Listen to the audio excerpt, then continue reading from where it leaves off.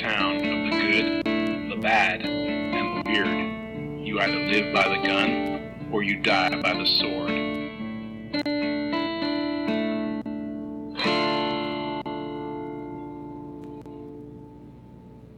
Welcome to the Good, the Bad, and the Weird podcast. I'm Nicho. And I'm Chris. And we are back for another shark-themed episode with Maine's remote Black Lake's own native crocodile in Lake Placid. Yes, it's adjacent to sharks. Yes.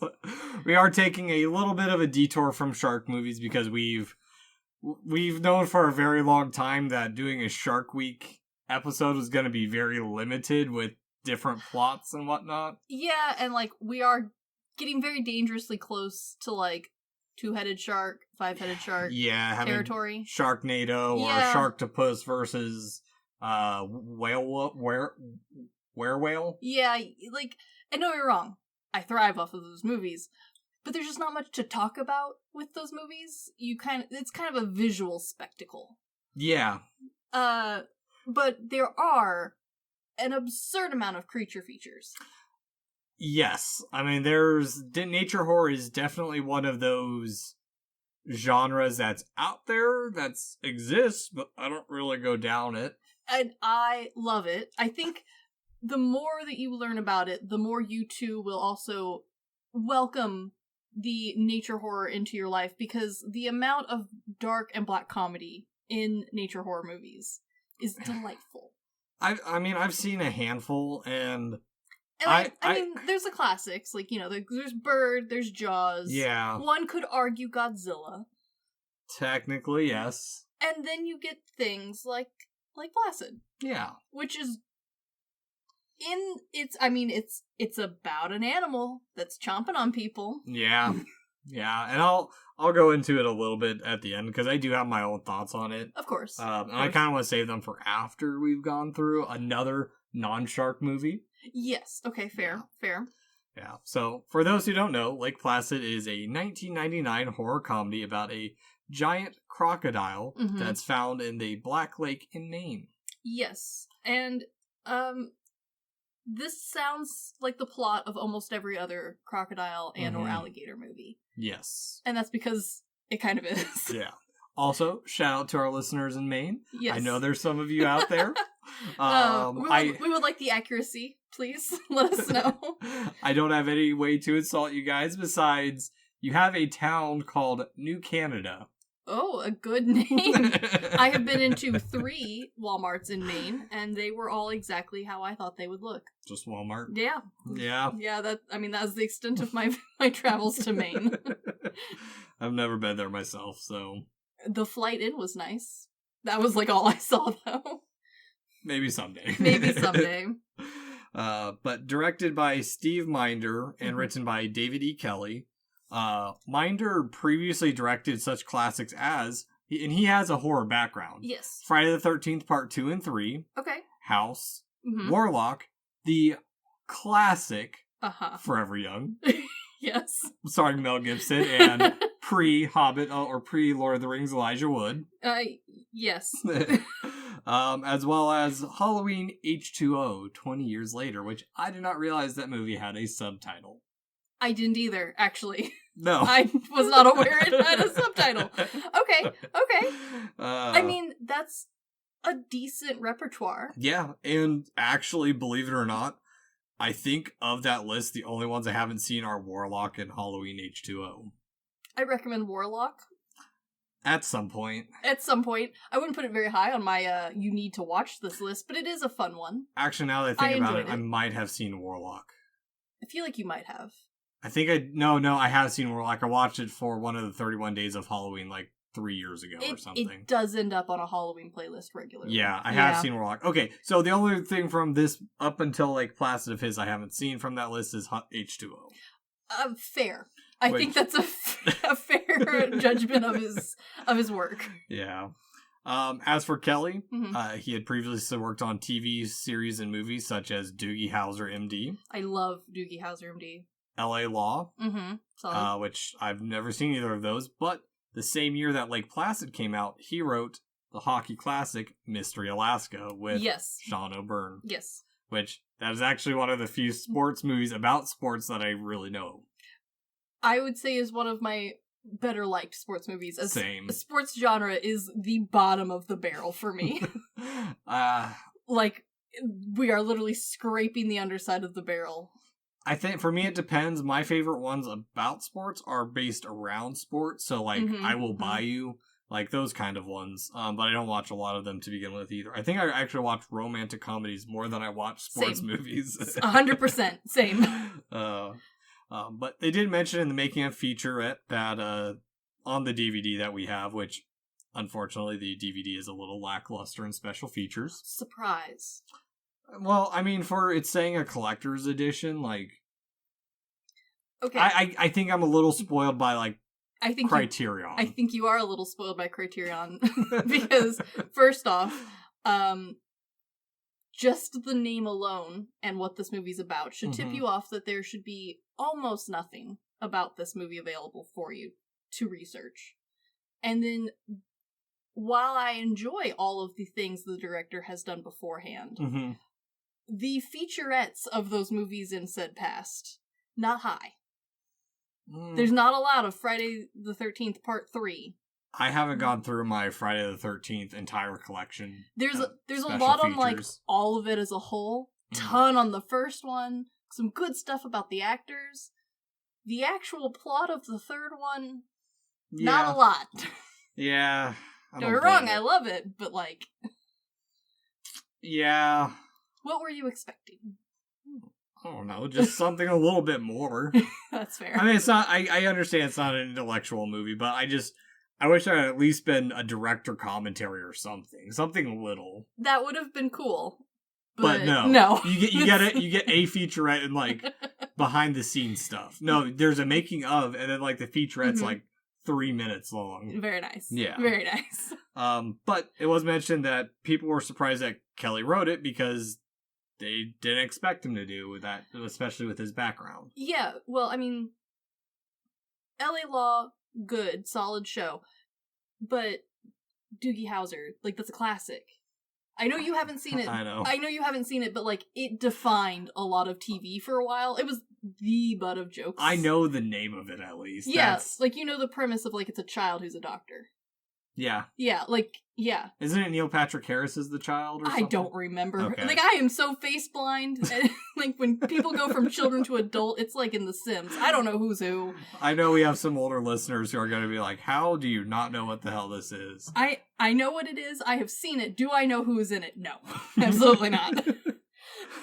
But they also brought that up because...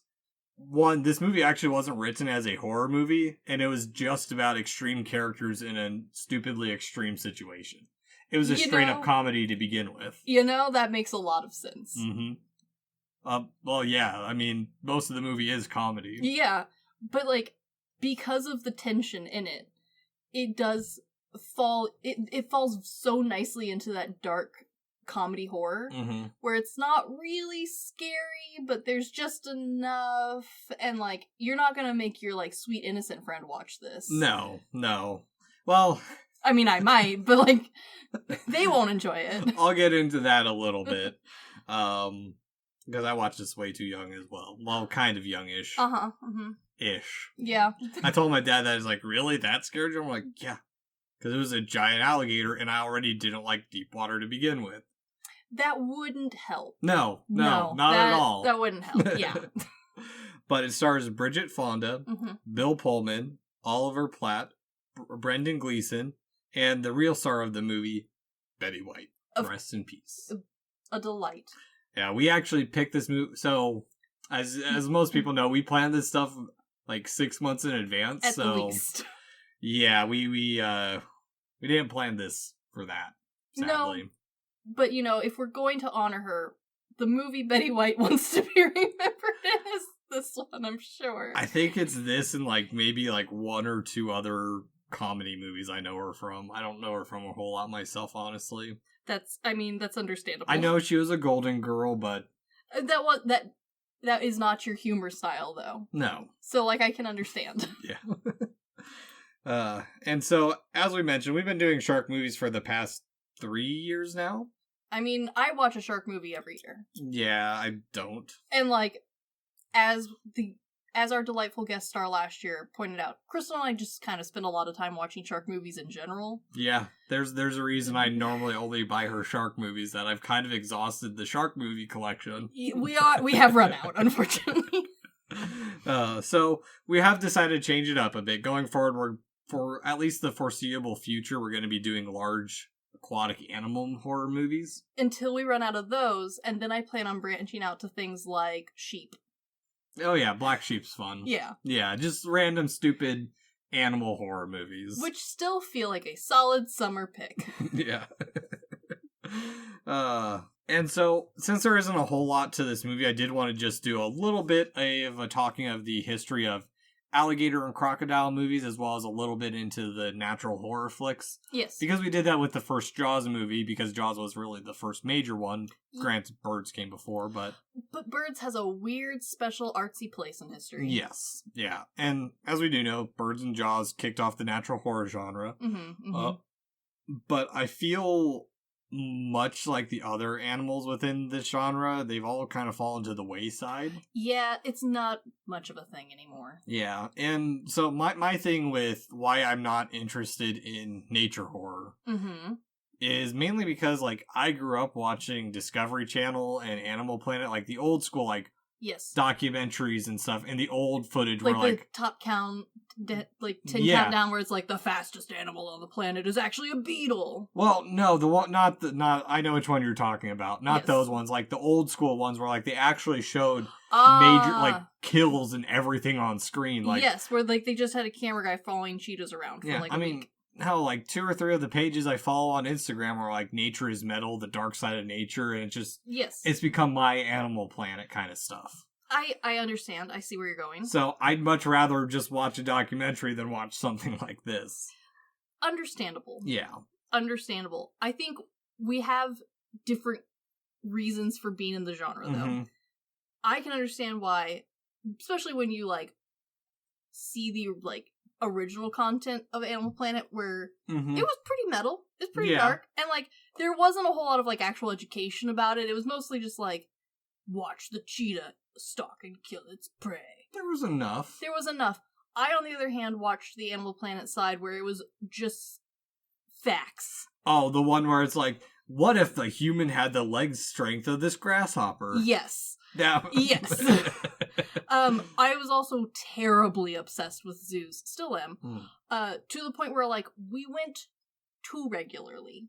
I was the child who read the board to the parents at every single stop. And I mean every single stop.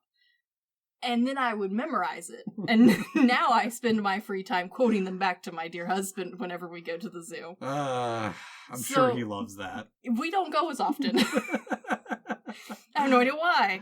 But, so I love the animal, specifically animal nature horror. Yeah.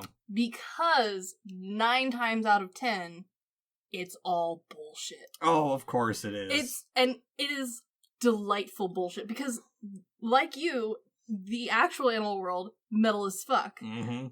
Could have gone so cool. Could have been so amazing. But did we do that? No. Nope. No. We just made a bunch of assholes in the middle of Maine. Yes. Yeah. Yeah. And so, when it comes to alligator and crocodile movies, I feel that there are 3 big ones in our current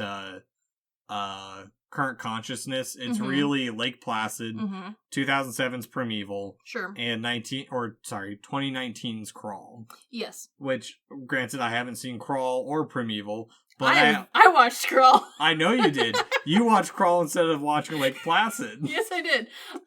My bad.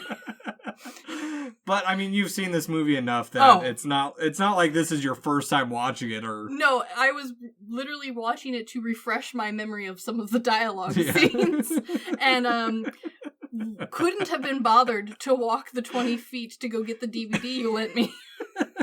So I watched the movie online instead, and I would argue this one's better.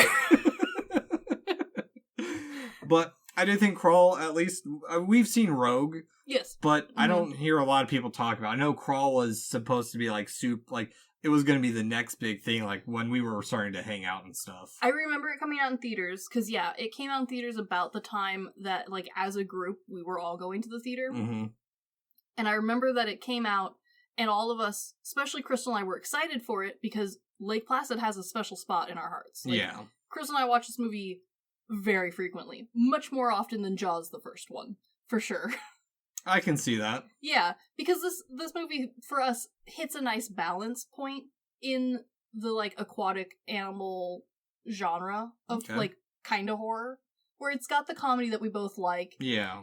It's got a couple of good scenes of, like, ooh, ah, but it's not so fictional that there is, you know, a 6-legged shark running around on land. Yeah. And, like, it looks decent. Yeah, and I don't think, well, no, there's, like, Mecha Croc or some shit, but, like... There's only, like, a handful of actual croc movies. Yeah, outside of, like, the natural ones. Because there's, like, for these genres, like, crocodiles and alligators are, like, the second largest genre. They are, and there's a reason. And I think that reason is because sharks and crocs/alligators, because in the movie world, those two things are interchangeable, like it or not. Yeah. They're both, like, prehistoric animals. They really haven't changed evolutionary-wise. Yeah. So, like, there's a lot of fun writing-wise that you can have there. And that's part of the reason why these two are Crystal and I's favorite, even though, like, we have dabbled into, like, snakes and the occasional bird movie. But they're never quite as fun as, like, the 10,000-year-old monster coming to get you. Yeah, I can see that. Yeah, but outside of those, I know that 1980s Alligator was a big deal, and I watched it. I mean, it's fun and stupid. It's basically Lake Placid, but in a sewer. Yes. And instead of... Actually, no, it's got cops in that one, too. So, yeah, it's Lake Placid in a sewer. There's only so many versions of the formula. Yeah. But for our generation, I don't think many of us have heard of that movie. It's mainly Lake Placid is the big one for all of us. And I think though that for a lot of us, for our generation, the reason that, like, nature features aren't quite as big a genre as they used to be is partially because, like, we have YouTube now. And so while you might not get a full movie, we get more than our fill of, like, actual scary wildlife videos. Oh, yeah. And, like, some of them are obviously fake, like the 5,000-foot-long anaconda swallowing the small child or squeezing the bus. But, like, usually they're done convincing enough.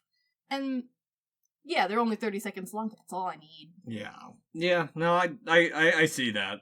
But the first alligator movie was 1979's at least as far as I could find, the Great Alligator River, which featured an alligator god. So that's the other thing, too, about this one, is that a lot of them end up focusing around, like, a god of some kind, whereas, like, the shark movies are just about sharks, too. Yeah, and, I mean... Or I should say a handful. There's a couple I came across that had shark gods. Yeah, or alligator gods. Yeah, I mean... There's only so many ways that the animal flick world goes, and you're kind of stuck with either full middle of the road, or you veer off into either science camp or ancient evil god camp. Yeah. Those are kind of your options. Exactly. And, side little note, The Great Alligator River is directed by Sergio Martino, who was an Italian director who did one of the Hercules movies from the era that we briefly mentioned in our Hercules episode, Hercules in New York. It also stars Barbara Bach, who was a Bond girl in The Spy Who Loves Me. Yes. Yeah. Very good. Yeah, little side bits. Weird little connections I come across. But outside of that, you don't... Honestly, I just still don't think we hear a lot about these movies as much, and I think I'll save my thoughts on that for the end. Sure, that's fair. So, before we get into it, Chris, what are we drinking? We are drinking good, clean, normal water, because I'm not drinking no alligator water. No, that is grody, and I think they may be drinking beer, but both of us are holding back a bit. So. Yes, I mean, water will do fine. Cheers. Cheers. Water. Yes, hydration. Essence of moisture. Also, this may or may not be the only time a week I drink water. You and your damn energy drinks. Ah, delicious. But we open on credits against the wilderness into Lake Placid. Yes.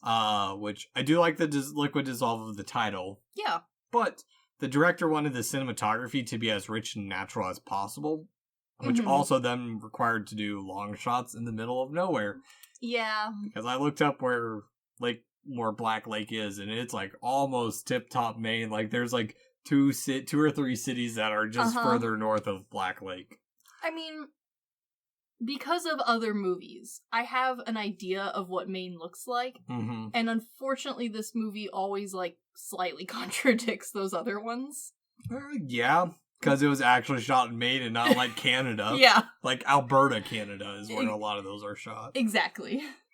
Yes, Charlie, I know, I agree. But they did say that they wanted for a smart comedy from the get-go, which we do get with the game and wildlife dude and the sheriff who's portrayed by Gleason. But it's also like the first main issue for me in this movie is that everyone is a sarcastic asshole in this movie. Like their characters aren't really that different other than their jobs. It is literally one person in the entire town and they all just like switch roles. Yeah, pretty much. But the diver goes down to tag some beavers but gets eaten, which for me, I don't think I was as afraid of the alligator as I was of the beaver. Because when I was a kid and we'd go hiking in Alaska, there's a lot of beaver dams. Sure. My dad's like, yeah, you don't want to go in that water, you'll get beaver fever. Okay. So that sounds like a euphemism for something else, but okay. Yes. I'm sure it's real if your father warned you of it. Well, okay. I grew up in Missouri where you hope for the best. Don't get the brain-eating amoeba. So it is actually a parasite. Of course. It is from the Giardia duodenales. Sure. And is one of the most common human parasitic diseases. Oh, the more you know. Yeah. But you can get it from a bunch of other stuff. It's not just from beavers, but that's one of the terms for it. I see. Yeah. But yes, I can understand, and maybe someday we will do zombievers. We will have to. We will have to. But we are made aware that despite my fears as a kid of being the wrong thing to focus on, there's something big in the water, which we do get a great reveal right away. I like that they don't, like, after Jaws came out, there's all these movies that are like, yeah, we're not going to do a slow reveal. It's not great anymore. Like, and also, like, people already bought the ticket. They already know what's coming. Yeah. It's a bit hard to, like, get people to buy a, like, natural horror ticket and not already know what the bad guy is. Yeah. It's a bit difficult. And even in the trailers, it was pretty easy to tell. It's not a surprise. Yeah. But I do want to say, solid practical effects. When he hauls the dude up and his guts are hanging out and whatnot. Oh, yeah. No, this is one of the reasons why I actually, like, watched this movie multiple times, because unfortunately the genre is plagued with just okay. Yeah. Or even real bad looking movies. And this one, like, I'm not giving it any, like, gold star awards, but, like, it looks decent. Yeah, well, for 99, the effects of him coming out of the water haven't aged well, but once he's a physical prop on the deck, yeah, it looks fantastic. Yeah, it looks good, looks squishy. Yeah. But from this horrifying moment, we cut to the Natural History Museum in New York City, where some paleontologist is having romantic issues with her boss, which, nothing says romance quite like the Natural History Museum. Yeah, it just, I don't like her character at all. That's completely understandable. And I'll get into it in a little bit, because right after we're introduced to her, like, immediately, like, we have, like, 2 minutes of her complaining of, like, what, you're breaking up with me? She does bitch a lot. Well, immediately from that, we cut back to Maine, where we get more tension between authorities as we're introduced to a Parks and Rec guy, Jack Wells, who's portrayed by Bill Pullman. Yes. Yeah, like, as you do introduce characters in a movie. And now we cut back again to New York City, where the paleontologist, which I should have said before, is portrayed by Bridget Fonda, Mm-hmm. is now being sent to Maine because of a fragment of a tooth. Which... This feels odd to me. It feels very shoehorned in. It's kind of like when we talked about, what was the movie we just talked about where they had to put in the subplot? Oh, yeah. Yeah. We just did this. I need to remember our episodes better. Alien. Yes. Alien. Yeah. It is just like Alien, where, this feels forced in there just to have some stupid romantic subplot that does absolutely nothing. Yeah, she really doesn't need a romantic interest. No. And on top of that, they send her... She's a paleontologist. They're sending her to examine some living thing, and they send an ancient dinosaur expert? That is a good point. My question was more of like, why couldn't we put it in a box and mail it to her? Yeah. Yeah, we didn't try real hard to get her into the plot. No, not at all, because, like, the only other little bit is we find out her friend is the one who stole her boss away to have an affair with her instead. Don't care. And she's I give 0 fucks. Yeah, and now she's off to Maine. You know what? She's better off in Maine. Yep, where she arrives in the morgue, and at this point, I still like the sheriff. I still think I like of the main cast, I like the sheriff the most. Yeah. Yeah, just because he's the first dickhead we're introduced to, and that's just... He feels like the true dickhead. Yes. Yeah. Yeah, because so I will say I do like some of the writing for this, because she's like, well, is there dead bodies in there? He's like, well, yeah, it's the morgue. It's where they're kept. Yes. There is a good number of, like, dry humor. Not necessarily, like, true crusty dry, but, like, not witty. No, it's just very situational. Like, it feels a little screwball humor. Yeah. But not like true screwball, you know? Yes. Just enough of, like, thanks, Captain Obvious. Actually, yes, this movie is a lot of, like, a screwball comedy in a lot of ways. It's like in Bringing Up Baby. Yeah. This man's brought into a really ridiculous situation. Now we have 4 people brought into a ridiculous situation. Very true. Very true. And so, after examining the dead body, and they find the tooth, they're like, oh, this is too big to be something living. Oh, what? What? Yeah. Yeah.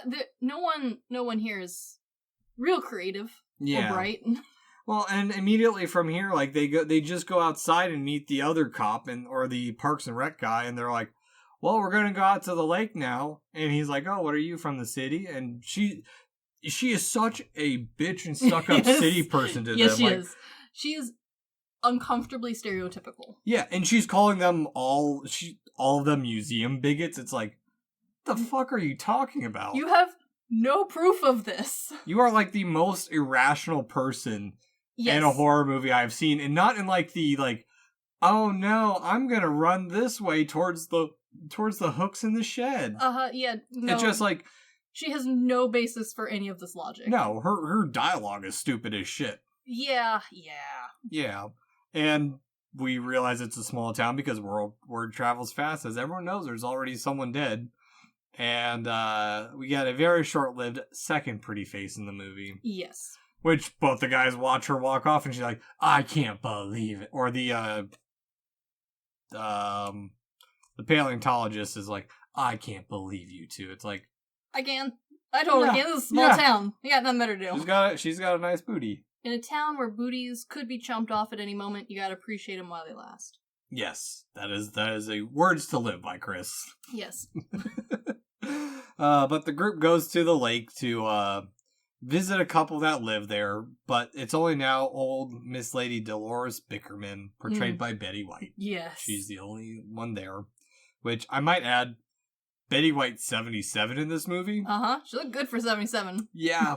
I do forget, like, how old she aged so perfectly. Yeah.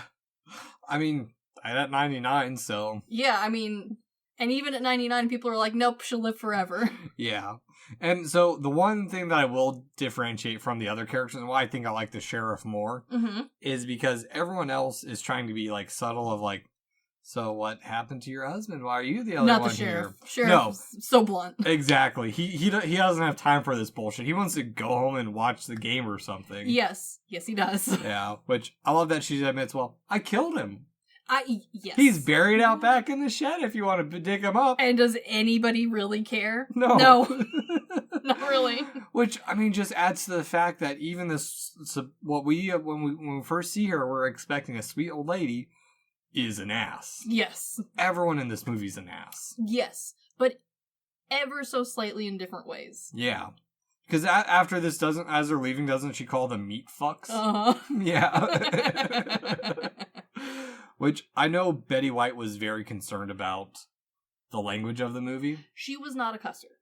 No. But despite that, when she brought it up to the director's like, it's important that you're a dick.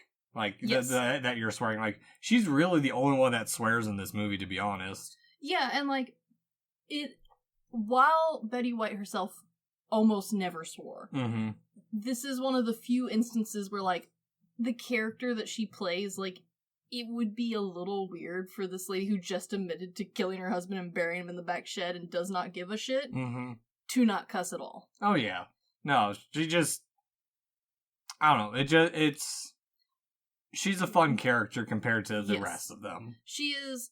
Well, and, they're all kind of caricature-y. They're all a little over the top. But she is just enough over the top where you're like, yeah, no. But, you're fun. You can see an old woman like that. Exactly. Yeah. But everyone is on the lake now, and there's continued headbutting. Of course. What else do you expect? Just mainly because of the chick. Yeah. Again, everyone is a bit of an asshole in this movie, but she's a bitchy asshole. Yeah. But the other two are just they seem to get along quite well, even though they're quipping to each other. It seems like something they've done before. Yeah, it's not their first rodeo. No. But she's just making it worse between everything. Yes. Which, just the whole point of it's so calm. Why is it called Lake Black? They wanted to call it Lake Placid, but it was already taken. Or some shit like that. Yes. Which, by the way, it is actually called Black Lake, and it's set in Aroostook County, Maine, just as an FYI. Good to know. Which, tip top of Maine, which the lake has a maximum depth of 15 feet, and a mean depth of 9 feet. That's not that deep. No, it's a little underwhelming from what the rest of the movie makes it out to be, isn't it? Yeah, yeah. It's just basically the entire deep end of the pool. Yeah, yeah, I've lifeguarded at places deeper than that. Yeah. It's a tiny lake. Tiny lake. Which I think makes it all the better that they can't find this alligator. Yeah, no, now that you say that... crocodile. Now that you say that the lake is max 15 feet deep, I feel like two fishermen with, one sonar between them could find this sucker. Well, as we'll find out down the line, no one really goes there. True. As far as we know. Yeah. Maybe this is the Midwesterner in me, but I have a hard time believing that a lake that has any sort of living life in it at all, nobody goes to. Yeah, I don't blame you. But now we are back at camp, and Bitch McGee is worried about 1972's movie Deliverance. So Yeah. Yeah. Which... I mean, I understand Deliverance was a big movie, and I understand why that's the stereotype. But there's a lot of those kind of movies out there. We could have picked another one, or also, we could have just not had her as a character. Yeah. She does serve one purpose. Yes. She's there to explain that this incoming helicopter that's coming in is the mythology professor, Hector Sire, who's portrayed by Oliver Platt. Mm-hmm. And he's come to swim with the crocodiles. Yeah, good for him. Because he sees them as gods. You know what? Who am I to hold a man back from his religion? I mean...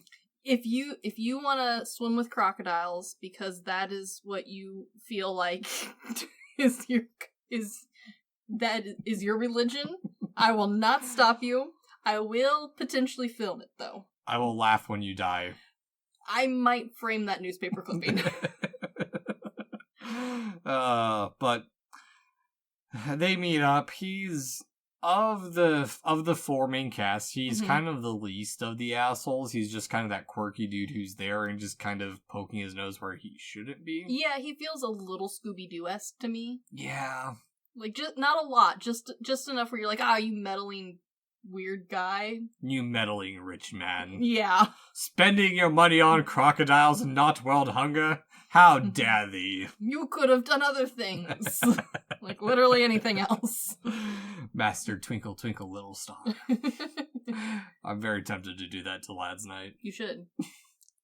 I suggested y'all learn how to play Smoke on the Water first, but no. Everyone knows how to do that. No, none of them know how to do that. I can guarantee you none of them do. I know. But they're all certain it's a crocodile, even though their only evidence is a tooth. Yes. None of them's actually confirmed that it's an actual crocodile, so why the hell is Hector there to begin with? I do question why Hector's there unless there's, like, rich people's secret knowledge that I'm not privy to, which is possible.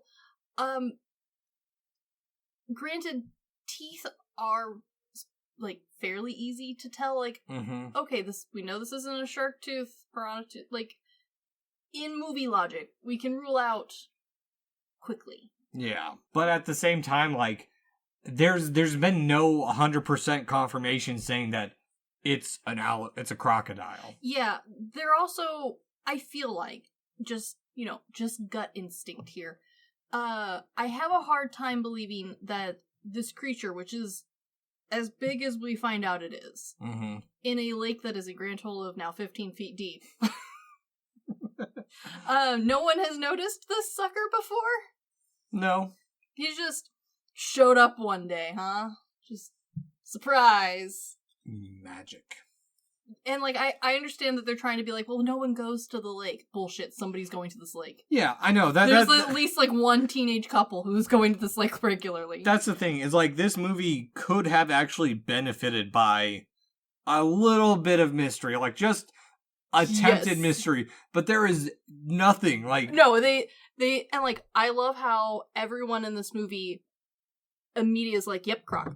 Yeah. No questions asked. Not even like hey, should we look this up in the library and, like, flip it? No. Croc. No problems. No questions. Yeah. Which... No one's upset by this. Which I also, like... I love that there is no explanation for any of this. No. But he does mention that, or Hector mentions that they have been migrating north lately, which... This is real north. Well, I'll get into it in a little bit. About specifically this alligator, but this type of alligator has been seen as far north as the Sea of Japan, which is relatively north depending on where they found it. Yes. Mm-hmm. With some caveats there. Yes, because he says they can reach as far they've been moving this far north, and they're good as long as their nostrils don't freeze. Again, haven't spent a winter in Maine. But I've been told that it is titty balls cold. Titty balls cold. That is a Midwest expression I have never heard. Yes. That is when your alligator crocodile nostrils will freeze. Oh, yeah. Yeah, no. I did a little digging, but I could find absolutely nothing that says that alligators can survive freezing temperatures. Yeah, because they can't. Or crocodiles, sorry. Crocodiles. Yeah. There's a reason why there's not a crocodile in the penguin exhibit, because they would die. There could be. Not for long. In fact, there's a reason why they're not even in an air-conditioned building half the time. They live in their own little, like, hot boxes. Well, I was watching something, I can't remember the guy, he does, like, top 5 videos of, like, the top largest fish, and he does a lot of, like, endangered animal stuff. He brought up a story that a group of teenagers in Australia, or criminals in Australia, found they were going to kidnap a koala bear, but it was too aggressive, so they decided to kidnap an alligator or crocodile instead. Yes, that sounds like a very smart plan. One of those is a bear.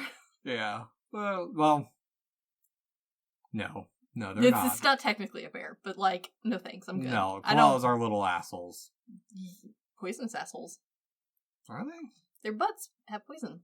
No, it has enzymes that help digest the poison. The butts aren't. It's not poison. I'm not eating it. I'm not touching it. Actually, now I'm going to look this up afterwards. I'll see how edible koala bears are. Koala bear was not one of the creatures available at the zoo when I was a child. We only recently got one of those. So I don't know, think I've ever seen one at a zoo. I know very little about koalas. I know enough to know that males are very aggressive. Most of them have chlamydia. They make deep sounds, and the kids to get or baby koalas to get the enzymes to digest eucalyptus leaves have to eat their mom's pap, which is a specific type of poop. Delicious. Ruining cute animals. Yes, I know that multiple people own crocodiles as pets, so Yes. I feel like that is the safer option to kidnap, even if it's not the smarter one. No. Owning reptiles is just a bad idea, in my opinion. To a point. Yeah, I can see how it can go badly. Yes. But they go back on the water. The boat gets tipped, but nothing happens again. Yeah, And I mean... They go back on shore, find a human toe, which they're like, I think this is your diver. He seemed a bit taller. This movie does have good one-liners. It does. It does. It's just surrounded by idiots. Yes. Yeah, that's a lot of it. But yeah, I mean, outside of this, like, oh, it's migrating a little bit north. Mystery's never, or the explanation of how the crocodile gets there is never explained. Not in this movie. Not in this one. But after all this, it's party night. Of course it is, because what else do you do when 2 people have been chomped to death? Party. Enjoy it, which is building up Hector's character as being a little bit on the wild side. Surprise. Ooh. Yeah, everyone goes to small towns in Maine to party. And oh my god, the humor in this feels like, some of it just feels like it was written for like a high school humor. Yes. Because he's like, you big, wonderful boobs. And it's like, who the fuck says that at a party besides like some college kid? Like a young college kid. Yes. Like not even 21 yet. But yes. No. Yeah. I would have totally believed if the writers at one point were like, yeah, originally this was a bunch of teenagers, but we needed them to be adults to like fill in some plot points. I don't buy that still. Yeah, but like some of the dialogue would make more sense. It feels like, this scene feels like that scene at the start of a horror film. Yes. That's what it feels like. Where we've all gathered at the cabin in the woods, we're having a great time. Mm-hmm. The one kid's getting high. Yes. Yes, exactly. And that high kid gets killed, or it's the ones who are having sex. Yeah, they're always dead first, because how dare they? Yes. But Miss Big Wonderful Boobs is a side character that we do see actually quite a bit of. It is a small town. There's only so many. She's portrayed by Meredith Salinger. There's other stuff I'm not really super familiar with, but felt worth mentioning because she is kind of a character in it. Yeah, I mean, she's a recurring side character at least. Yeah, everyone else is just kind of bait. Yeah. Yeah. But even after the party gets shut down, it's time for Hector to go out and start building traps. Because after a good party, you know what I like to do? Make traps. He is a Scooby-Doo character, like you said. This is like a weird mix between, like, Velma and Fred. Yeah. And even then, like, his reasoning for building the traps is because he's like, gators come on land and he knows that they're hoping to mate. It's like, how the hell do you know any of them? Yes. Where is this logic coming from? It's I would have appreciated, like, if he had found a crusty old children's book in the library that's, like, the facts aren't quite all there. Yeah, they're just enough for, like, a child to understand. Yeah, and, like, it's missing some crucial points on how to deal with a crocodile. I would have 100% been down if that had been where we got all our information. But no. Like, I would love to see it in the movie where they're like, so where do you know all this? And he pulls out, well, I'm glad you asked. And he pulls out of, like, his backpack the book. Of, like, Reptiles of Life. It just, like, blows it off like it's a dusty old tome. And it's got that children's book creak where it goes when you open it. And it's not like regular pages, it's like those, like the thick ones. Like the 1/8 inch. Cardboard. Yeah. You have to peel them apart because someone's gotten applesauce on the pages at one point. And it's not even 2 pages, it's a single page, and, like, half the page is a picture of a crocodile. Yes. Yeah. I would have been all for that. That would have made this movie make so much more sense. And speaking of dumb shit, we have another dumb moment where we have a heart-to-heart between Jake and Kelly, which... Sure, why not? I don't care. It goes fucking nowhere. She just explains, oh, I'm only here because my boss sent me here because I had an affair with him, and... You know what, Bitch, honey? no one asked. Nobody cares. Also, what department are you in that your boss can just be like, cheating on this bitch, and I hate her. Go to Maine. Yeah, like, if... Her whole purpose of being there is just so... It's so strange. It's only there to do that, like, stupid romantic subplot that means nothing to the movie. And nobody cares about. Exactly. Yeah. And from here, it's nighttime, everyone's asleep, but the sheriff is off to piss. But he runs into Hector setting more traps. You know what? At least Hector follows through. Yeah. You know, good on him for that. I mean... More than some people in this town. Hector will do what Hector will do. Yes, Hector does feel a little bit like there's gold in them Hales character. It's more like, there be some alligators out here in the woods, and they're here to fuck. And everyone's like, it's crocodiles, you dipshit. Yes. Which, this is the part where we get explained that he thinks crocodiles are godly, and he gets caught in his own trap. Which is hilarious. Yeah. And it's the one where he falls down into, too. It's like the one that we saw him setting earlier on in the movie. The most Scooby-Doo of traps. I actually like Hector. I do too. Yeah. But in the morning, it's time to go on the hunt, where... Just go in the water to hunt it, I guess. Yeah.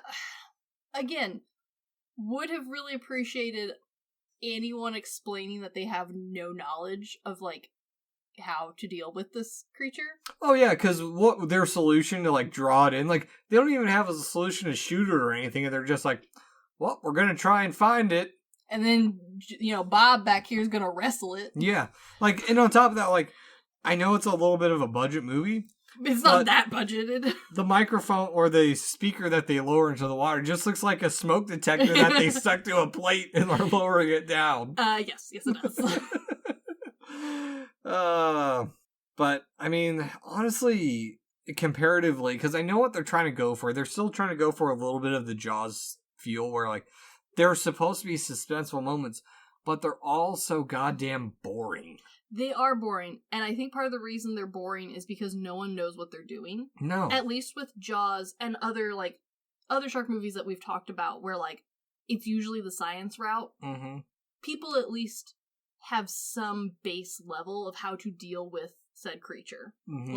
We know we need to shoot it, we know we need to hook it, spear it, we know, it swims fast, we need to lure it in with bait. Mm-hmm. This feels like, well, I've caught a stray cat before. I know how to trap a possum.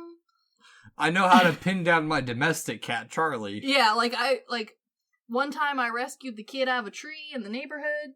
We can take on a croc. Yeah. But it's never explicitly, given that these characters do not know what they're doing. No. But it's also not really implied correctly either, because we chose not to have any, suspense on what the creature is. No, exactly. It's just them sitting there with, might I add, but neither of the sheriffs, because there is another side character, a very short-lived side character. Mm-hmm. None of them are wearing life preservers. As one does. Because they're men. Honestly, if they had worn life preservers, I would have made fun of them for it, though. Yeah. Because safety is hilarious here. Yeah, and while everyone else is diving, they come back up, and it's nothing's happened again. Yeah. Except for the dude raising the speaker who gets his head bit off. Hilarious. Yeah. This will teach you to go face first into the water with the giant crocodile that you knew about. Yeah. Yeah. It is what it is. It's just kind of a dumb moment. It's also... Isn't... I can't remember. It's earlier on when they find the head and they throw it at the chick and she's complaining about that. That's earlier on when they're in the boat. Yeah. This movie's quote-unquote horror is real loose. Its horror is just gore. Yes. I mean, that's but it's the not only... even it's not even wow, that was a gory movie. because I have friends who don't do gore. Mm-hmm. I wouldn't have put this movie in the like, oh, you can definitely not watch this. This is too much for you. This would be like a, all right, ready? Blink. Okay, you're good. You're good. Ignore everything else. Yep. Yeah. But, anywho, they're back on land. Which, honestly, safer spot. Yeah. Feel like that's the correct option. But everyone's turning a blind eye to absolutely everything. Yes. Yes. Which, I mean, there's just some stupid shit of, like, Hector revealing that he's an outcast from the beginning. It's like Hector's like... We weren't surprised, Hector. Yeah, his weird, stupid kind of character building moment-ish, like... Yeah, no. Again, this movie writes in spots for surprises. But we already knew all of the surprises. Nope. So none of them are surprising. Yeah, and now the sheriff falls into Hector's trap again. Surprise, said no one. It's a counterweight. They put him down. I'll only tell you how to set him down if he promises not to hurt me. Puts him down, grabs a stick, and starts chasing him. You said you were going to hurt me. I lied. Which is solid. I like the sheriff. I like the humor in this film, which is, again, part of the reason I watch it regularly. But this whole comedic moment is stopped short by a bear attack. Which makes so much more sense than a crocodile attack. Honestly, if this had been an aquatic bear movie, I would have been like, yeah, of course. I'd be down for an aquatic bear movie. I would too. Love to see the stupid, whatever, genetically altered bears that evolved from fish or some shit they add to it. That would be fantastic. But this is short-lived as the bear is killed by the crocodile and dragged into the lake. An impressive feat. Which, I think we missed a part. No, we did not. That's coming up. Okay, I was going to say, I don't remember this other part you mentioned. I have, it's down the line. Okay. But, yeah, it's just, I don't know, it's kind of it's supposed to be like the big reveal moment, and but it's not. Yeah, no one gives a shit. I will say, it does tickle the funny bone for me of, like, who would win in a fight, a bear or a crocodile sort of thing. It's very 13-year-old child appeasing that the bear is eaten. I'd go with crocodile. In this instance, crocodile. Yeah. Yeah. In this movie, I think it's very much depending on the terrain. Yes, much like a Pokemon battle. Yes, because if it's on land, it's definitely more towards the bear's favor. Yes. If it's in water, I feel like the croc wins. Unless you're the aqua bear. I'm waiting for Aqua Bear the movie. But I think now, since we've seen enough of the crocodile, I think it's best now to talk about it a little bit. So there's a couple things about it. There are CGI and physical. The physical model was made by Stan Winston Studios. And they did this on their own budget before the movie was approved. And once they saw the model, the studio's like, here's some more money. Yeah. This looks good. Yeah. And on that note, Winston has worked on Terminator, Jurassic Park, good, Aliens, The Thing, Predator, Iron Man, and Edward Scissorhands. So we've got some real good credentials. Yes. But even the I do love how the director mentions this, is that he knew that they had to mix and match the CGI with practical. Yes. Because he even knew that the CGI and the animations weren't going to be up to snuff. No. Even for the time, they're like, yeah, we're not going to be able to make the biggest thing, and we already know that CGI is not fully there yet, but we're going to do the best with what we can, and they felt that blending the practical and the physical was more appealing than just doing a physical model. Because can you imagine having that bear attack with only the physical model? It has some real strong Rainforest Cafe vibes. I forgot about that place. It still exists. I know it does. I think it's more in like there are 18 locations, I believe. Oh, I remember there used to be a lot more. There was a lot more. Surprise, surprise, they have been closing down. Surprise. But again, they're dickheads a whole lot. They're trying to attack Hector on it, and big wonderful boobs comes to his defense and shit no one cares about. Yeah, I mean, again, we are here just to watch the funny one-liners and to watch the crocodile eat things. Yeah, there's some more heart-to-heart bullshit. Don't care. Yeah. And now they're on to research crocodiles, even though they have an expert. And again, feel like we should have done this before we started fighting it. Somehow seeing it for those 5 seconds allows him to identify that it's an Indo-Pacific and Asian crocodile. Yes, okay. I do have questions on how he managed to ID this. Mm-hmm. Does the model that they made look like the pictures that they show? Yes.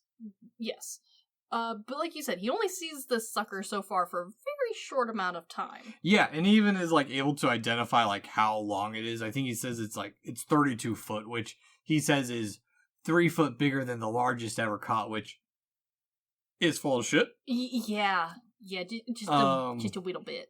Despite the species being the largest living reptile and crocodilian known, males in the species only grow up to 20 feet and rarely grow larger than 21 feet. Yeah, because, eventually there is a cap. Mm-hmm. Because otherwise we have to eat bears in Maine to live. Yeah, and females rarely get bigger than 10 feet. They are smaller. Yeah. But they do say that, to be fair, the largest estimated one caught was 23 feet. Which is That's still much, much smaller than 32 foot. That's like a full 10 feet almost. Yes. It is still gigantic, though. Yeah. And I feel like we could have gone with a nice, solid 25-foot croc, and I still would have been impressed and upset. Yeah. Like, yes, 30 is terrifying, but, like, on screen, especially for a crocodile who spends most of the time in the water, and, like, ambush jumping for its, like, kill method, I can't tell the difference between a 25 and a 30-foot crocodile. Nope. Well, not unless we're like, oh, look, it's right next to that school bus that we know exactly how long it is. Well, it's like you brought up in one of our shark episodes where, like, we forget the scale of stuff. Oh, very quickly. Especially in the water if we don't have any context. Oh, yeah. And even then, if we do have context, sometimes it's a little harder. Oh, yeah. Like, a 20-foot croc is still huge. Still scary, still terrifying. I feel like we picked kind of a random number and went with it. Yeah. I mean, it sounds good on paper. It does sound good on paper, and you know what? The amount of research that they are choosing to do is so minimal, I don't think it will matter. Yeah. And, so we cut to the cut of the morning scene. We get an actual loon call that Applegate from Bring It Baby wouldn't be able to get. You are correct. Tiebacks. But now they're going to its habitat and casting prints. Yeah, it's some more heart-to-heart bullshit. No one cares. Yeah, again, but we can fast forward through all of that. They're like, oh no, it has to be near the cove where we found it last time, and we get to see the old lady feeding the beast. Again, I love this old lady. She is peak character. Yep. Because what does she feed it? Cows. Yeah, like a whole ass cow. Which explains the size. Does it? Does it? It does enough. If we can look past the freezing. Yes. If you're constantly being fed cows. Okay, so one of my favorite things is to follow the shenanigans of the state of Florida. Yes, the sunshine laws. Yes, but also a state plagued with crocodiles. Alligators, thank you very much. Oh, sorry, excuse me. Yes. Yes. And actually, are there any crocodiles in the U.S.? I don't know. I'll let you continue. I'm going to look that up. Okay. All I remember is multiple news reports saying, please do not overfeed the crocodiles/alligators. They are getting too chunky, and they can't walk anymore. There's the American crocodile. There you go. See, we got some. Maybe they do have alligators. I don't know. I know jack shit about alligators. I know that alligators' noses make an A, and crocodiles are rounded. Interesting. And they also have different teeth patterns. Yeah, I knew that bit. So. Yeah. And then there's one that lives not here. It's got like a long skinny nose. The caiman? Yeah. Yeah, the one that eats fish. Yeah, well, I mean, I feel like they all eat fish. Yeah, probably. Unless they're being fed entire cattle by little old ladies in Maine. Which brings me back around to my point of, like, in my mind, instead of growing to 30 feet, I think what would have actually happened is this normal 20-foot croc would have become very fat. Yes. And looks very similar to your cat. At least its head would have been a little bit more proportional. I mean, I hope so. But now they decide to confront the old lady, and the mystery gets a little bit deeper because we still have no explanation how it got there because it just followed her husband home one day. Also, we are not given any explanation of where she is acquiring cattle to feed this monster with. Having someone deliver it? Cattle are expensive. Yeah. And this little old lady who's living off of her dead husband's pension is just feeding a giant croc. She might be growing her own and... She grown her own cattle? Yeah. That she feeds to the croc once a day?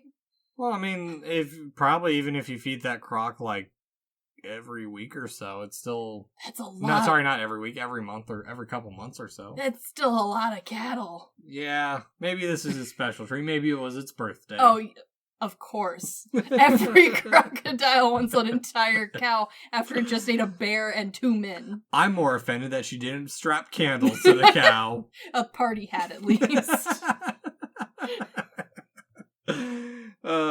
But her excuse of keeping it around and why they shouldn't kill it is nobody lives on this lake besides me. You know what, though? She's got a point. Yeah. She has a fair point. Yeah. And also, like, we could advertise that we now own the world's largest crocodile and, like, people come see it. There'd be more food for the crocodile. There'd be more food. We could finally afford all the cattle and bear that it's eating. Well, I'm talking probably people. Well, that too, but that's part of the fun. Kind of like going to find, a creature in the woods. Maine's Jurassic Park. Yes! That would be dope! It feels like some roadside stand of like, come see the only ape in the Midwest, and it's just like a mirror. Okay, you insult me as I have driven and lived in Kansas many times, and I stop at all those stupid signs where it's like the world's biggest ball of blank here. Seen tape, twine, troll, groundhog. Most of those are dead. I still have yet to go to the couple monuments that are up the way to your guys' place. Don't worry. You want to stop at the world's largest gift store, says the gift store? It's not the world's largest gift store, but it claims to be. It has it written on the roof. It's like an elf. World's best cup of coffee. Congratulations! Yeah, there's like 6 places near my house that sell the world's best fudge. And only one place that sells a drill dough. Just on the way to my home. Yes, it is. But might we also add that there are a group of them that are still on the lake off the helicopter? Yeah, how did we get here again? I don't know. That's how everyone got out there. Hector's just out doing his work. Which God's work. The croc finds Hector, who's a dumbass, who's just like trying to talk with it and just like staring it down. It's like again, I feel like if we'd had a children's books on crocodiles that was poorly, like, information-wise, a lot of this would have made more sense. Well, we do have some of that because they're like, well, let's shoot it. And Hector's like, no, your bullets will not pierce its hide. It's like, no, that's bullshit. I think you're getting crocs and hippos mixed up. Yeah. I looked it up. They actually have, like, guides and like recommendations of what to use for hunting. Of course they do. Alligators and crocodiles. We farm those suckers. Yeah. Supposedly tastes like chicken. I have had it many times. It's pretty good. Is it? It is good. I'll give it a go sometime. I'm sure the state fair will have it. Don't worry. Oh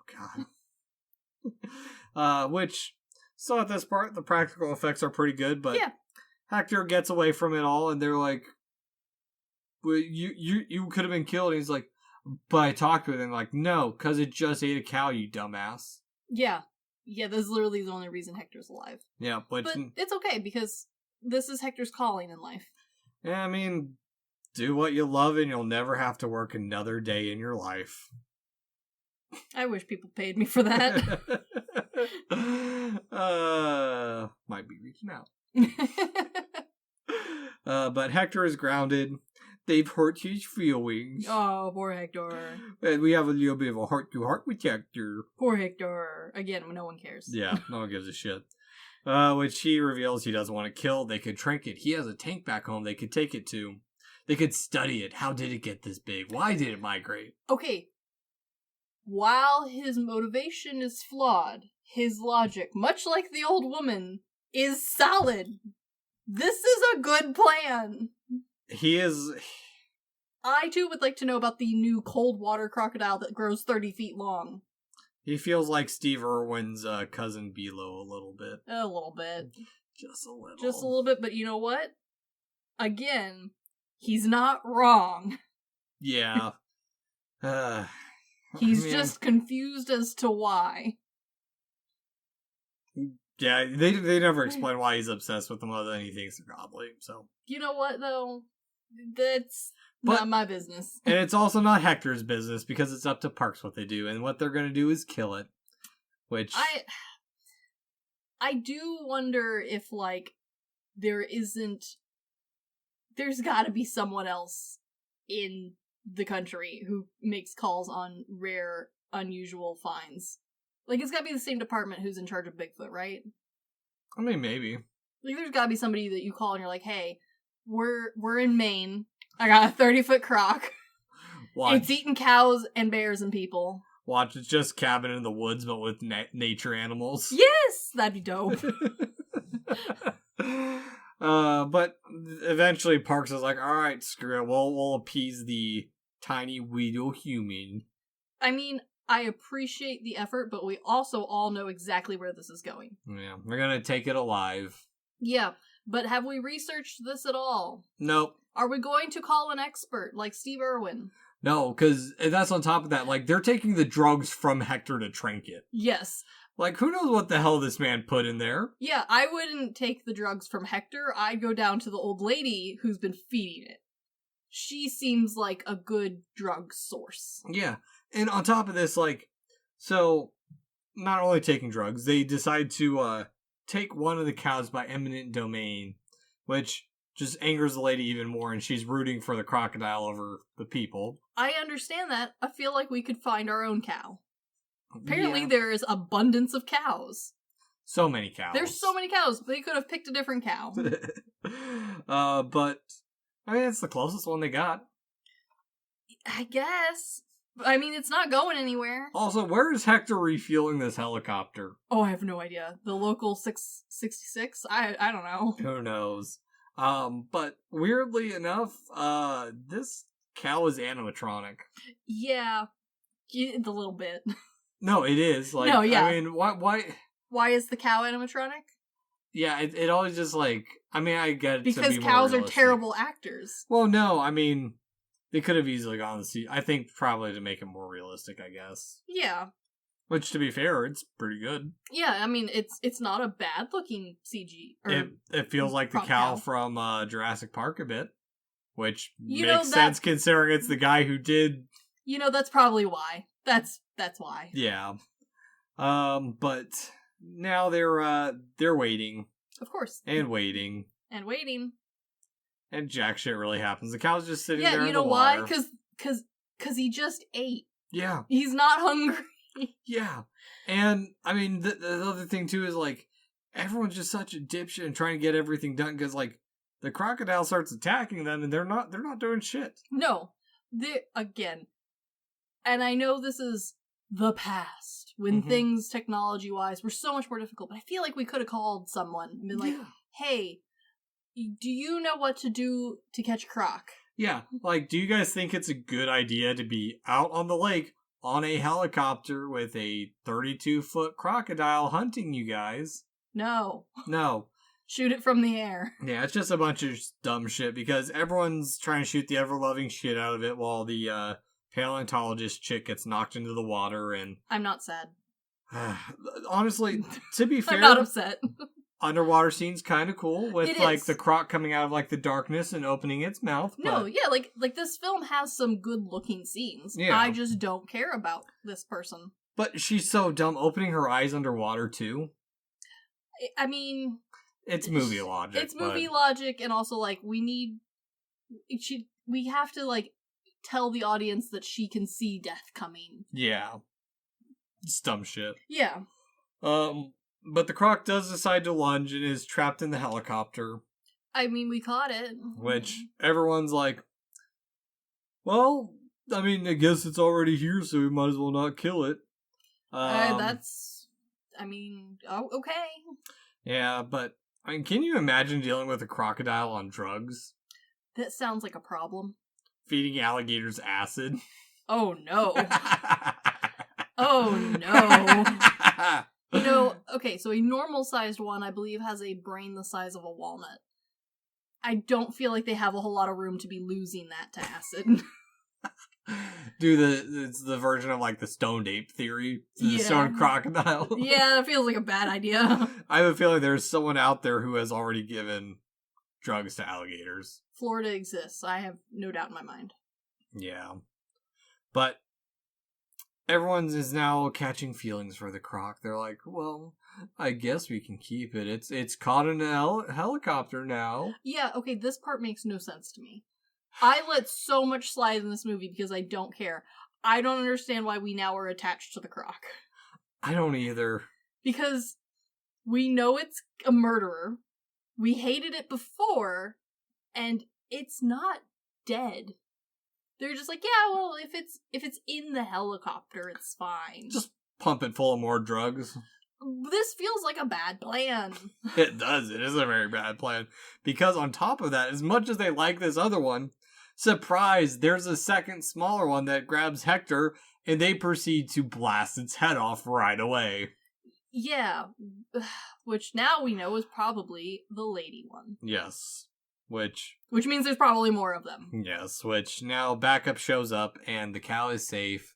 Which, good timing to show up, guys. Yeah, I am happy to know that the cow is safe. Yeah.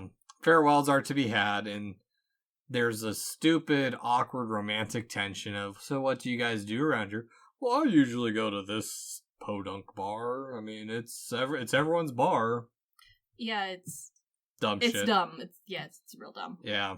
They ride off together, and we cut to... Now, that's the end of that movie for the rest of them. Yeah. Because we cut to the old lady's house where she's feeding baby crocodiles. Of course she is, because she's the true hero, the only conservationist in this film. Which, fun fact, those are real, and they were tied to fishing lines to try and keep them from escaping, but, 2 of them got away regardless. Yeah.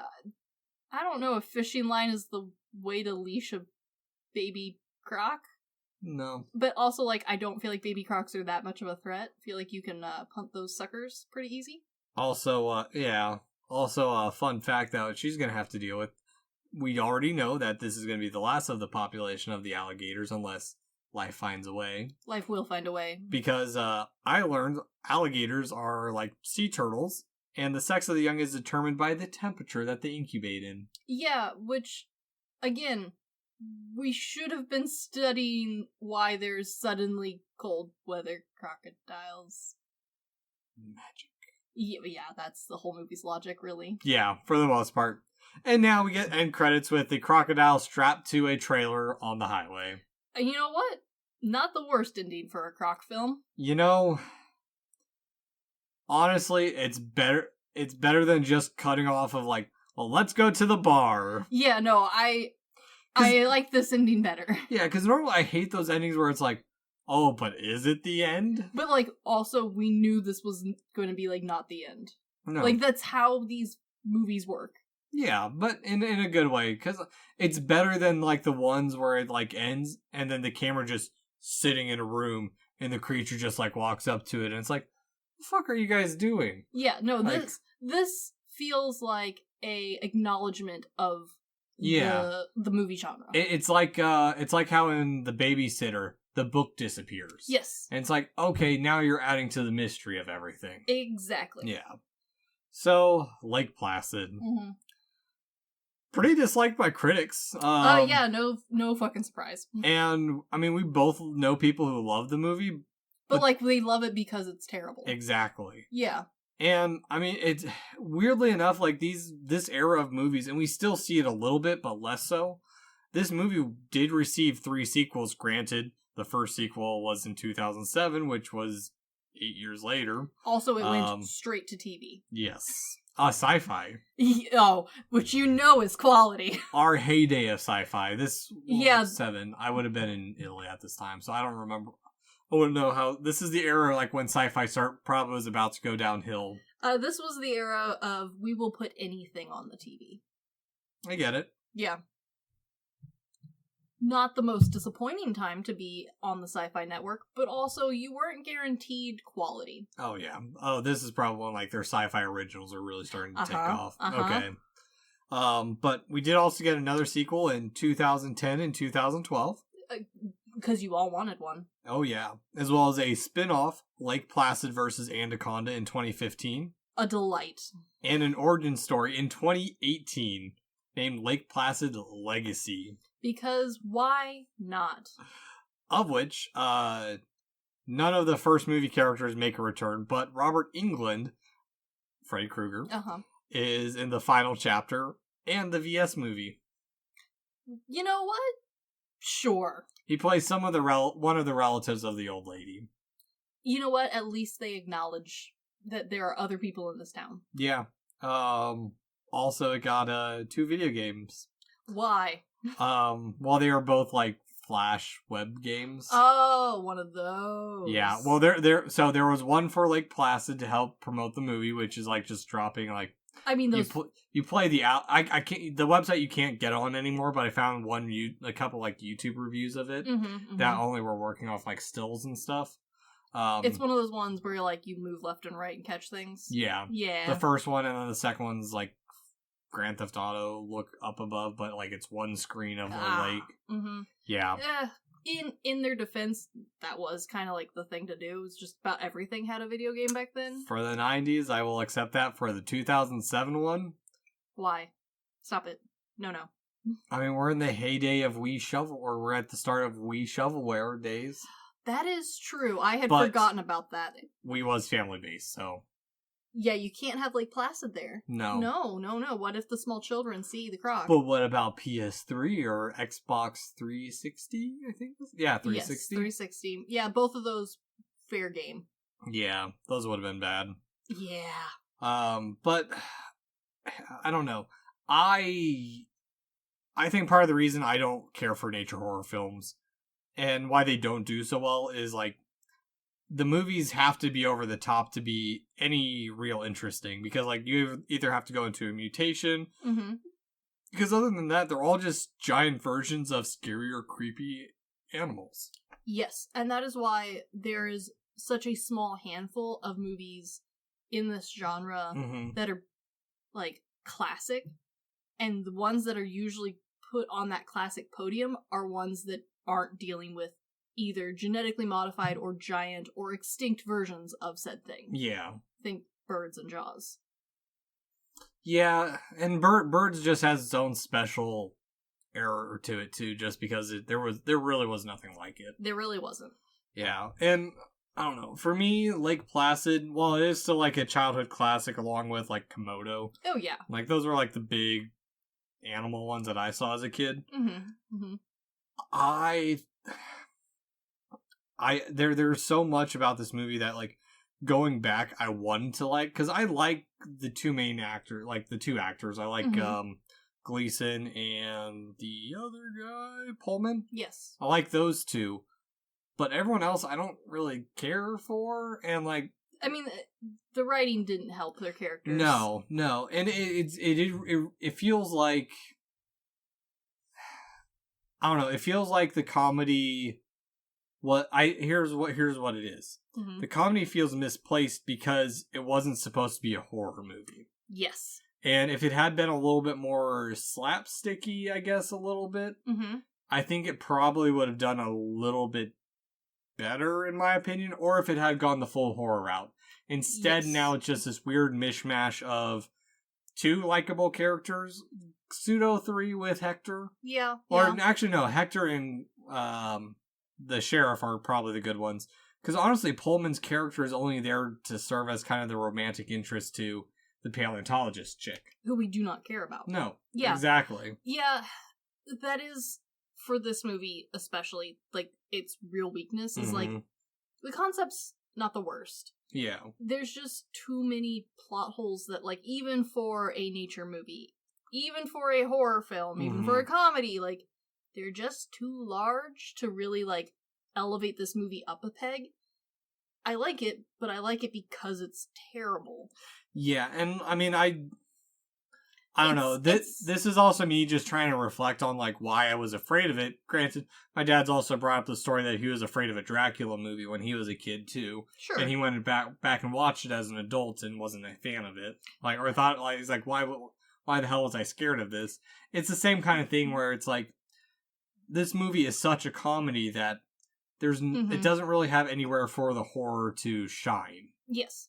And I think a lot of it is because we have reached a bit of an oversaturation of the genre. Oh, yeah, specifically in, like, the abundance of bad, not really true to the nature horror. It's the abundance of, like, the Sharknado crap. Which has dampened a lot of these movies. Like, it makes it hard for people who aren't into bad movies to, like, enjoy these sort of things, because there is no surprise. Most of the humor's even reused. The characters get reused. There's not a whole lot of, like, there's not a whole lot to make things stand out. No. And, like, for those of us who like this genre, this movie stands out, but we have a very small amount of ground to stand on saying that, like, oh, well, this one's good.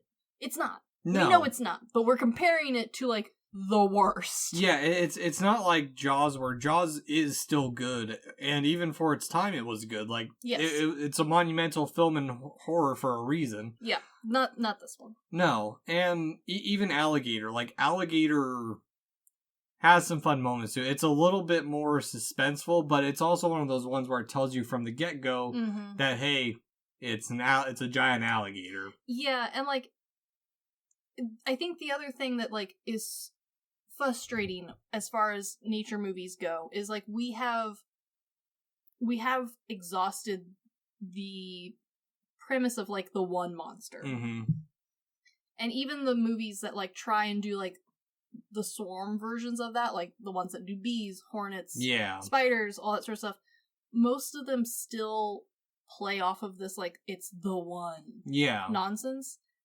When honestly, like we said at the beginning, real nature is almost scarier. Oh, it's 100% more scarier.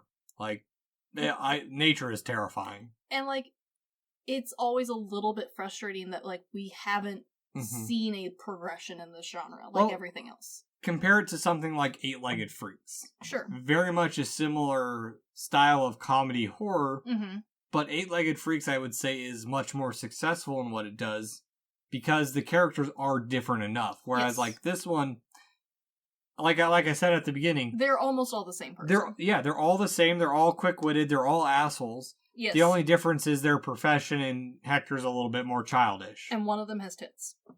Yeah, I kind of forgot that she has tits. Yeah, that's a problem. Yeah. When, like, especially for a horror comedy movie that has a romance subplot for no goddamn reason. Yeah. Like, they're all almost the same person. The only two people who really stand out are the old woman, because there's no other old women, and the sheriff, because of the one-liners. Yeah, and he's the original and the fully true asshole through and through. Yeah. And it's disappointing that there isn't more effort into this genre, because it is a fun genre. Yeah. Like, this movie's bad. I have fun watching it every time. No, and honestly, I would even prefer if they made it campier, like, if they took, like, lean in. Yeah, if they made, like, a bear, like, not necessarily a crocodile one, if they did, like, the bear from Hercules in New York. Yes. And made that as, like, the movie. The bear just terrorizing New York City. Yeah. Yeah. Or even, like, if we're going for, like, a proper horror movie, like, there's plenty of examples of people who, like, buy a house and it's completely infested with spiders or snakes, or fill in blank here. You know, like, we have the grounds to build, but, like, we never see any progress with this franchise, and I think that's most people's frustration, is, like, it's fun to have bad movies, but then you want something good. Yeah. Just something a little bit good. Yeah, and honestly, there's not a lot of options in this genre. No, not at all. And I don't know. honestly, I don't see this genre making a big resurgence. Unfortunately, I don't either, at least not now. No. I do think, though, that much like the old school monster flicks, Mm-hmm. I think nature horror, and especially nature comedy horror, is going to have, like, a weird nostalgic sweet spot. Well, we've kind of had it with the Meg and soon to be the Meg 2. Like, yeah. The Meg actually is, like, it takes itself... That's the thing. I think, like, the movie needs to take itself a little bit more seriously to be funny. Because, for the most part, I just, like, oh, I guess that's supposed to be funny. And, I mean, you know how I am with comedies. Like, I understand comedy. I just might not laugh at it. Yes. And I think that is where I'm hoping that, like, we will have a few good gems left in this genre. But I honestly don't think that this style of movie, especially ones that aren't ancient beast fill in, because those still, I think, have room because they toe that line between the nature horror and, like, almost Godzilla's territory, where it's almost not even a creature feature anymore. Yeah. It's almost giant monster as opposed to nature. Yeah, it falls more in line with Attack of the Gila monster. Exactly. Yeah, or tarantula. Yeah, and so, like, I think we will always see more of this because it's an easy buck. Yeah, and people are going to see it. Like, I'm gonna go see it. It's just not gonna be good. Yeah, but, like, I don't think there's going to be, like, the cult following of these things until they are long gone. No, like, this is gonna be like a comeback in 50 years and then you'll have a fandom sort of thing. Yeah, no, I can see that. So, I guess, Chris, at the end of it, on our good, bad, and weird scale, what do you give this movie? While I love this movie dearly, and I have watched this movie every year for many a year, this movie is bad. I completely agree with that. I want to have the nostalgia for it, but it's bad, and, like, part of the reason I watch it every year is because I watch it with friends. Yeah, and we spend all of our time laughing at it. Yeah, that's the only reason I'd watch it too, is just because it is bad entertainment. It is bad entertainment. There's enough one-liners, there's enough jokes to keep the ball rolling, to keep the funny train on board. There's just enough gore to be like, ooh, but spooky. Like, oh my gosh. But, like, it's mostly a good time with friends. Yeah, it's one to have on in the background. So, I guess, since we in our friend group have seen it quite a bit, yes, would you recommend it to someone outside of our friend group? Or would you recommend it in general? That is an awkward spot. If I'm having people over to my house and I know that they do not mind the, like, dark humor sort of movie, yeah, I'm gonna put this on. It's something that, like, oh, you like dark humor? Have you seen Lake Placid? But, like, the random person on the street who's looking for a recommendation? No. I'm in the same camp. I don't know. It's maybe worth watching if you want to try and remember what it was like, because, I mean, to be fair, this is the first time I've watched it in well over 20 years. Yeah. So, and I mean, like, even if you haven't seen it and you like the sort of, like, if you're like me, you like a good bad movie, this is a fun one to watch. This is a good one with drinks. Have a friend over who also likes the same sort of dumb shit. Have a good giggle at the cow. Yeah. But do you need to put it high on your list? No. There's others. No, but I am, at some point, I'd like to go down the rabbit hole of the rest of this franchise just to see where they go with it exactly. Because remember, the second one went straight onto the Sci-Fi Channel. Yes. And then the other two did not go onto the Sci-Fi Channel. Which is saying something. Yeah, so, but anywho, this has been The Good, the Bad, and the Weird. Thanks for listening. Peace!